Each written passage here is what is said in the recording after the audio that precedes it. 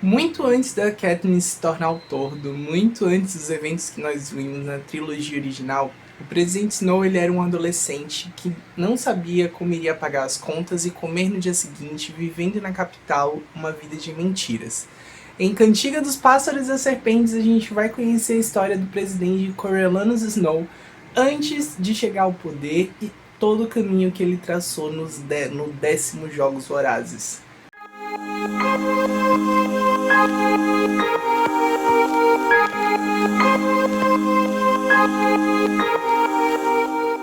Oi, seus lindos, como que vocês estão? Gente, seguinte, há um tempo que eu já li esse livro e eu tô protelando de gravar essa resenha porque eu precisei absorver, e quanto mais tempo eu passava pensando nesse livro, mais eu gostava dele. Então eu acho que chegou a hora da gente conversar do tão polêmico e tão esperado A Cantiga dos Pássaros e das Serpentes, que é um novo livro do universo Jogos Vorazes.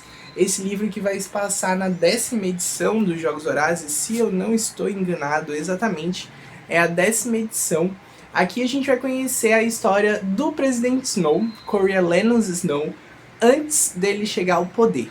Coriolanus é um garoto de 17 anos aqui na história que estuda na Academia da Capital, um local onde somente os ricos e poderosos e os filhos dos ricos e poderosos estudam e convivem.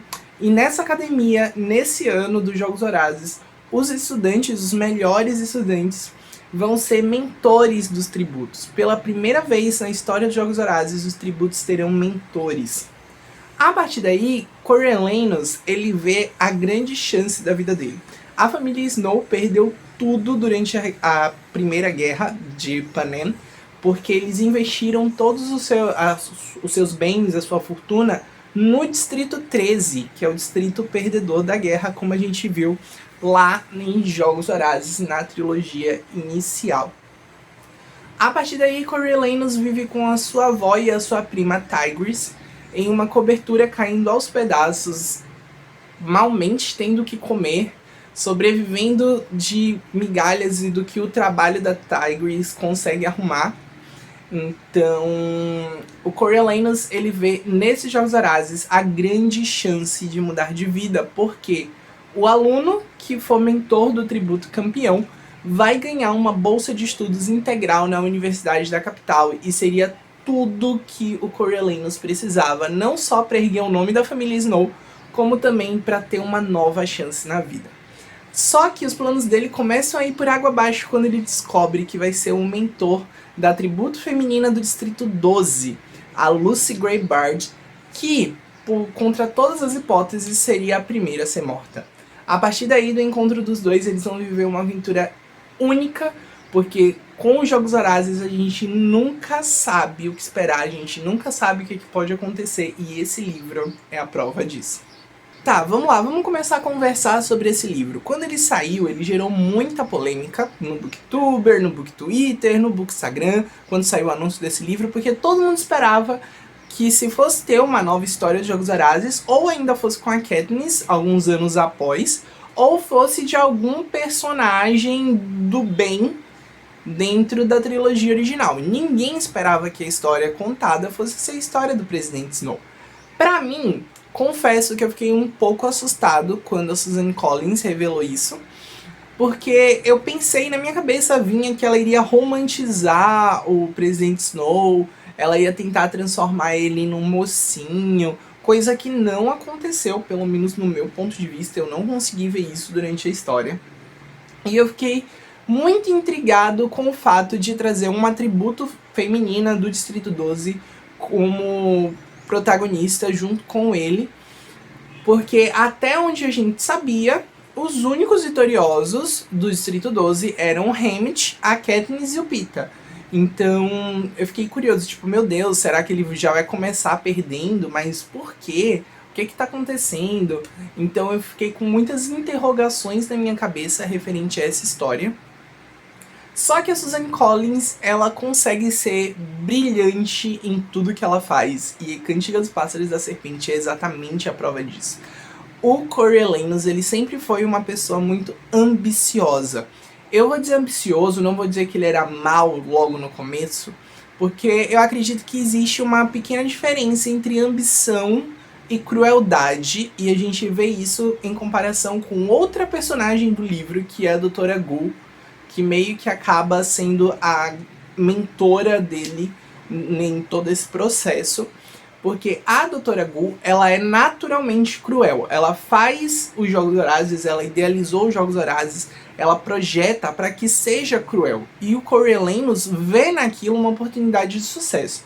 Então eu interpreto ele como uma pessoa ambiciosa, apesar de alguns requintes de crueldade que a gente vai ver mais à frente do livro, mas também nessa fase da história, ele com 17 anos, ainda existe alguns resquícios de humanidade nele, principalmente no que se diz respeito à memória do pai e da mãe. E também em algumas situações, eu tô tentando não dar spoiler, eu segurei pra gravar essa resenha em parte, porque eu não queria ser culpado por distribuir spoilers. Mas tem algumas situações aqui onde ele tem alguma preocupação, tem alguma humanidade, você consegue ver uma pequena luz lá no fim do túnel. É como se ele não fosse de todo cruel, mas ainda assim a Suzanne Collins deixou claro que ele é um vilão. E como vilão, ele faz maldades e... enfim, a história... meus amigos, a gente precisa conversar sobre ela porque minha cabeça explodia cada vez que eu lia. Uma coisa que eu acho muito engraçada nos livros da Suzanne Collins, na verdade eu gosto muito, é que nenhum personagem ele é inteiramente bom e nenhum personagem ele é inteiramente cruel. Eles são personagens humanos demais, não são aqueles estereótipos de mocinho e vilão que a gente tem na cabeça. Então... isso acontece muito em Cantiga dos Pássaros e da Serpente, porque se a gente for parar pra pensar, do casal protagonista, que é o Snow e a Lucy Gray, nem ele nem ela é 100% uma coisa só. Existem situações onde eu consegui ver muito de vilão na Lucy Gray, e em situações onde eu vi muito de mocinho no Snow. Mas isso não isenta as atitudes que eles tomam e não isentam as decisões que eles têm um com o outro, relacionado com o outro. O que me surpreendeu bastante nessa história foi ver como eram os Jogos Vorazes muito tempo lá atrás. Afinal, essa aqui é a 10ª edição. A guerra era muito recente, a capital ainda estava muito doída com os tributos, com os distritos, desculpa. E nisso, a forma como os Jogos Vorazes ele é moldado acaba sendo muito cruel.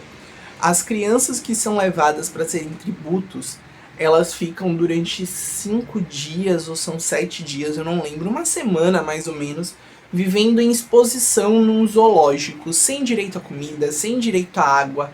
Elas são enfraquecidas, são objetificadas.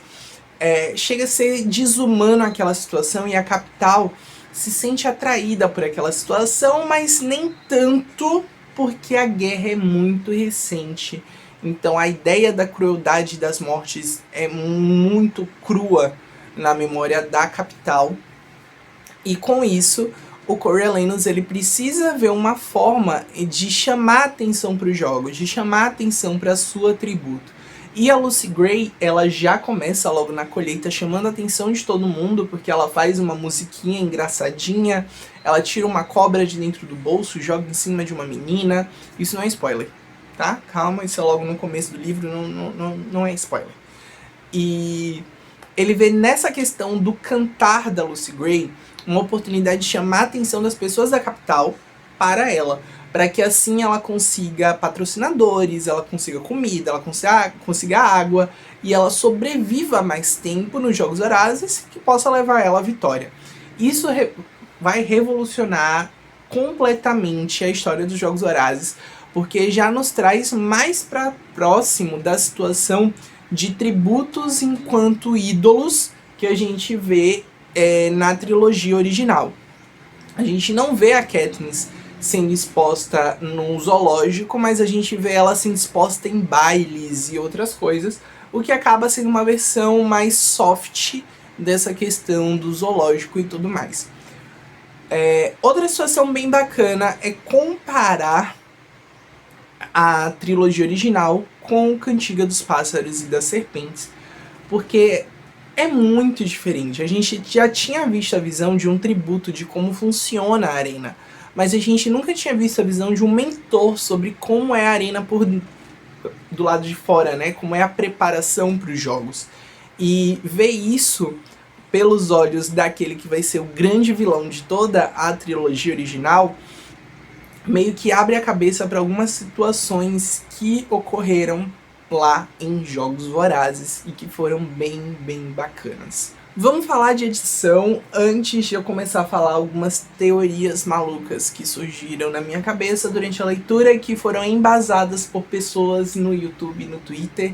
Então pode ser só devaneio da minha cabeça o que eu vou falar daqui a pouco, mas também pode ser verdade. Então nunca saberemos até que a Suzanne Collins venha aqui fazer uma collab comigo e me contar se eu tô viajando da cabeça, se tá tudo certo, algo que a gente sabe que não vai acontecer, né? Vamos lá. A Cantiga dos Pássaros e das Serpentes é um pequeno tijolo que pode ser usado como arma na cabeça de uma pessoa. Ele tem 575 páginas, é um livro de tamanho um pouco menor do que o tamanho padrão. Eu esqueci o tamanho correto desse livro, acho que é 14 por 21, que chama. A tradução é da Regiane Winarski, eu não sei pronunciar o seu sobrenome, mas é uma tradutora incrível, tenho vários livros com tradução dela por aqui. E ela segue o mesmo modelo editorial dos primeiros livros, então fica muito bonitinho, todos os 4 juntinhos na estante e tudo mais. Então é um projeto da Rocco que foi bem bacana. Eu gosto muito quando os livros têm esse brilho localizado, dá pra ver assim no reflexo? É um brilhozinho, nossa, eu acho tão bacana, não sei porquê, é viagem, inspiração da minha cabeça, mas enfim.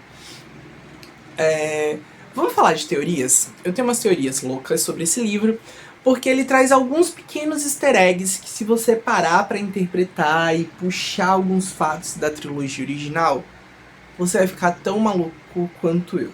A minha primeira teoria é que a Lucy Gray, ela é a avó da Katniss. Na verdade, é a minha única teoria, porque as outras elas já foram derrubadas completamente por tabela, porque a Suzanne prometeu que a gente teria uma nova visão sobre um personagem já característico da trilogia original, que apareceu em Esperança, que seria a Tigress, só que ela e nada no livro é exatamente a mesma coisa, ela não tem nenhuma relevância, nenhuma situação importante, então já foi por aí. Eu tinha a teoria de que ela seria uma grande antagonista do Snow na história, quando na verdade ela foi muito submissa a ele enquanto prima. Então, descartado. Mas sobre a Lucy Gray, de verdade,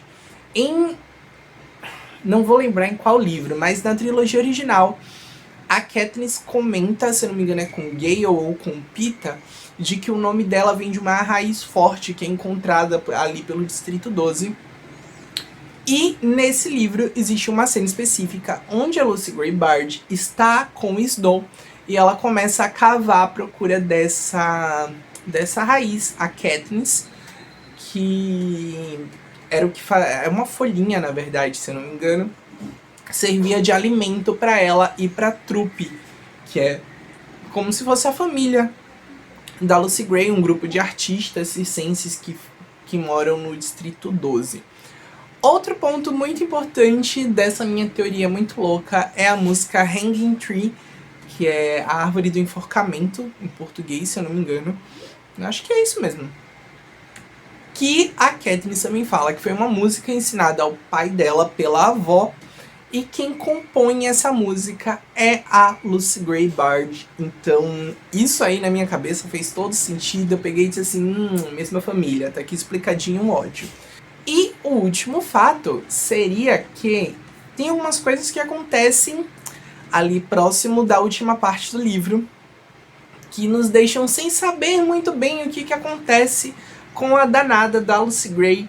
Então a gente fica meio que assim, pode ser, ela pode ter fugido, trocado de nome, ela pode ter morrido, o que aconteceu? O que tá acontecendo, entendeu? Então, talvez eu tenha te dado um spoiler no final desse vídeo, mas desculpa. É isso, gente. Esse foi o vídeo de hoje comentando sobre Cantiga dos Pássaros e das Serpentes. Eu tentei ser o mais sucinto possível. Tentei não dar muitos spoilers, acabei dando um bem grande até.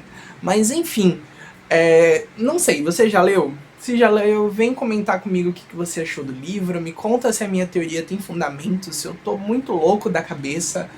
E um cheiro, até o próximo vídeo. Tchau!